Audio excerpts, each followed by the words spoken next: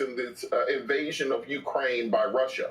The first thing that the Russians did when they took the Donbass and Luhansk and Donetsk and the Kherson and Kharkiv, first thing they did was kidnap 20,000 Ukrainian children and put them into the middle of Russia to re-educate them to become Russian. They banned the teaching the Ukrainian language in Crimea once they took over in 2014.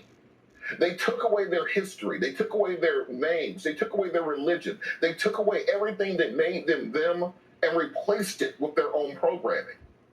So what Jillian Michaels is doing right now is parroting that same concept and that same idea, making sure that if you can miseducate black folks to the point that they don't know who the actual enemy was, just the same Jew said in The Art of War, they won't even know they're in a fight until the fight has concluded. So it's important that we see these things and call them out for what they are, but most importantly, teach our own people their own information. You cannot trust the people who used to own you to teach you about how they owned you. You think they're going to tell you the truth? We have to take control of that. We have to realize that there's no one who's going to teach us but ourselves, and that the reason they want to keep this knowledge away from us is because it is so powerful.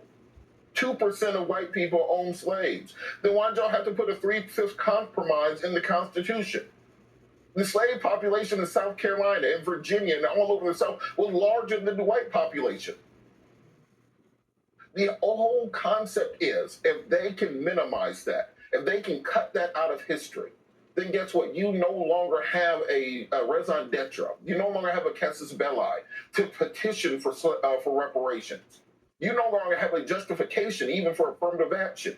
You no longer have a justification to claim anything because they want you to believe that you were even from day one. And the problems of the black community are all because of, as they've argued since Reconstruction, because of thrift and temperance. Because black folks just genetically don't like raising their kids, don't like having nice things, don't like taking care of their community. Maybe if they just did better for themselves and wanted more, they would have a different outcome. We have to educate ourselves, support ourselves, build for ourselves. If nothing else, Donald Trump has taken the mask off of America and let us know these are exactly the people that you thought were your friends. These are the folks that you went to school with and you thought that they were down for the cause. Hell, they might have had a black boyfriend back in the day. You think they're on the team. Tickets to the cookout are over. No want us to believe not what our eyes see, but what they tell us. And it has been effective and it has worked. There's a reason they had COINTELPRO. There's a reason that they try to control us through the media and through music. And right now, if Taylor Swift tried to make the exact same song that Sexy Red makes, they would never release it on radio. But they're fine with that music being released to our community.